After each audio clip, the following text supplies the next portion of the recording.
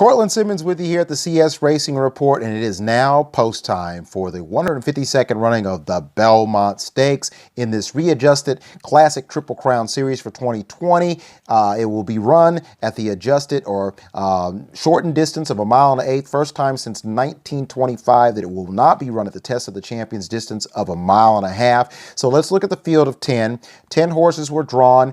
Again, it offers a point distribution since it is also a points race for the Kentucky Derby, which will be the second leg in this Triple Crown of 2020, of 150, 60, 30, and 15, $1 million on the line, and as aforementioned, drew a field of 10. What's going to be interesting is Tap It to Win is coming out of the 1.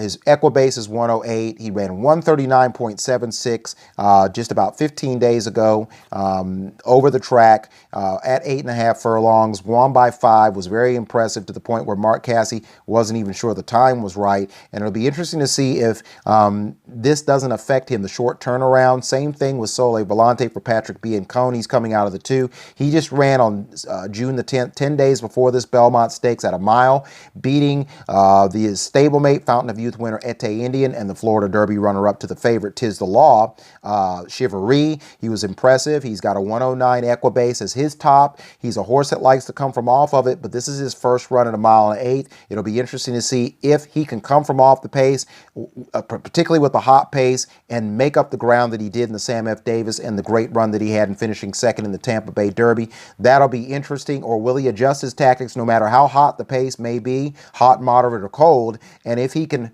do those things tactically at 1.8 miles. Obviously, I don't think he's as pace dependent, but we'll just have to wait and see. He's 9-2 coming out of the second hole. He only ran 10 days ago, and it'll be very interesting to see if he's on an upward trend, and that short turnaround for him won't be will not adversely affect him. Max Player, he's had 140 days off since he ran 1.8 miles in the Withers all the way back in February. Does Linda Rice have this horse primed to run a great race and improve on his 103 Equibase speed figure, or has all that foundation gone away? Because once he breaks out of the gate, we're going to find out exactly what his fitness level is. He's at 15-1, just like Modernist, who is among sort of the lesser regarded Louisiana horses that ran down there. I thought he ran a great race. A good race in winning Division II of the Risen Star, was in the 14 hole in the Louisiana Derby, overcame that, got a decent stalk and pace trip. Didn't really, put on, the supersonic gears in the stretch, but still ran credibly and honestly to finish third. And I think that unless this race was too far out from the Belmont, it should help him. He's won twice at 1.8 miles. The only problem is, along with some of those who believe the Louisiana horses have not been as good, is his Equibase and his buyers are a little low at 94 and 85. So that's a little bit of a concern as to whether Belmont can improve him enough to be able to be competitive in here. He's at 15-1. I think some people, myself included, will take a poke at Modernist at the betting windows. Then you have Farmington Road, who Todd Pletcher says has to be pace dependent. Fourth, second, and fourth in his last 3. That would be the Risen Star, the Oaklawn Stakes, and the Arkansas Derby. His Equibase is a little higher than Modernist at 100. His odds are the same at 15-1. It'll be interesting to see if he can punch hard enough to bypass these horses in the stretch, and where he will be when the real running begins about 3 furlongs out. He's at 15-1 Farmington Road. His Equibase is the same as a 30-1 shot for Doug O'Neill. 4 left. He won the 2,000 guineas, the UAE 2,000 guineas at Meydan over in Dubai. He's 30-1, so his speed figure is the same as Farmington Road. You either toss both these horses or you use one or the other, if not both, if you think they both can step up. 4 left is in here. Then you've got Jungle Runner, a long shot for Steve Asmussen. He has the magic touch.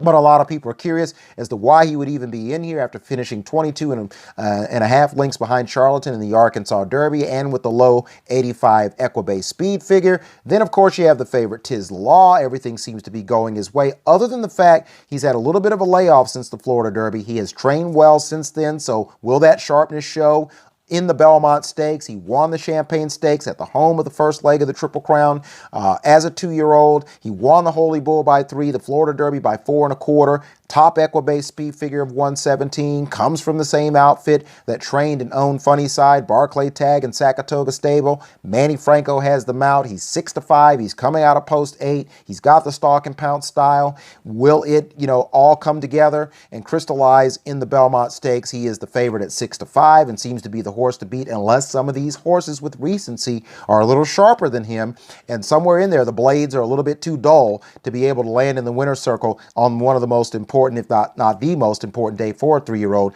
to try to draw first blood in the Triple Crown and have that opportunity, the only opportunity to make a bid at trying to sweep the 3 Classics, even at this max distance of only 1.25 miles in 2020. Then you have number 9, Dr. Post. He's very interesting in here. He won the Unbridled after being trapped and boxed in for most of the way, showed the tenacity and showed the professionalism of a seasoned veteran to win in 143 flat for Todd Pletcher. He's already 5-1 in the morning line. A lot of people are interested in him. Some people will get off of him. Some people will stay on him. Be interested to see what those final odds will be. Like Modernist, like Tis the Law, like Pneumatic, who's beside him in post 10. He's got the stalk and pounce style. Will he be one of the back-end stalk and pouncers right there in the middle in a little scrum with the other horses that employ that running style in relation to Tap It to Win? Who among the stalk and pouncers is going to challenge him if he breaks correctly on the front end? So that's going to be interesting in terms of that. Pneumatic might be one of those horses coming out of number 10 with 10-1 odds for trainer Steve Asmussen. Same running style,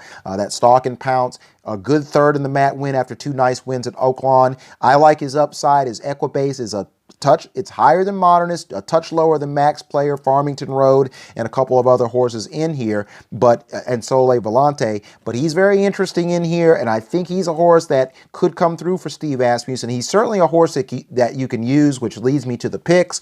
I think those horses, Pneumatic, Dr. Post, Sole Volante, maybe Max Player, are horses that you use, maybe Tap It to Win, with the obvious choice being the favorite. I think that Sole Volante and Tis the Law are going to definitely be the lion's share of a lot of people's betting and how people are going to use horses underneath. Some people are going to take a damn shot, though, with a Max Player, with a Pneumatic, maybe a Tap It to Win, and so forth, which goes to my picks. I have Modernist, even though he's low on the speed figs, in one scenario: the 4, the 1, the 5, and the 8. Modernist, Tap It to Win, Farmington Road, and then Tis the Law. Then another scenario you could use would be the 2, the 1, the 5, and the 8, and that would be Sole Volante in the winner's circle over the number 1, the 5, and the 8. 2, 1, 5, 8 or 4, 1, 5, 8. Then another one is Max Player. I think he's interesting. He could be, some of you might not want to pull the trigger any more than Modernist to be a win bet, but I have him as a win bet. The 3, the 10, the 8, and the 2. That would be him over Pneumatic with Tis the Law and then Sole Volante. 3, 10, 8, 2. Or you could go 3, 10, 8, 9, that final horse of the Super being Dr. Post, 3, 10, 8, 9, or 3, 10, 8, 2. And then my final pick by just the narrowest of margins, I do think Tis the Law, even though there's a little concern, even though he's trained well for the layoff, I do think he's the best horse just by a little bit. These other horses are very interesting. That's why I gave you a couple other Superfecta scenarios. But I do have him slightly winning this. The 8, the 2, the 1, and 9, based on the fact the first 3 horses have the best speed figures. If you just want to use the Randy Moss method of just who the horses that have run the fastest in the past, then it's the 8, Tis the Law first, the number 2, Sole Volante, and then the number 1, Tap It to Win. They have the best figures, and if they run up to that form and they don't get in trouble, that's your 1, 2 through 8. That's your 1, 2 through 8. 1, 2, 3, 8, 2, 1. And then for there's 4 horses you could use to complete the Superfecta: the 3, the 5, the 10, and the one I picked, which was the number 9, Dr. Post. The 8, the 2, the 1, the 9, or you could use those other 3 numbers: 8, 2, 1, 3, 8, 2, 1, 5, 8, 2, 1, 10. And those 3 horses are Max Player, Farmington Road, and Pneumatic. So those are my picks, with Tis the Law slightly being my final choice for the 152nd running of the Belmont Stakes. And we'll recap it right here at the CS Racing Report.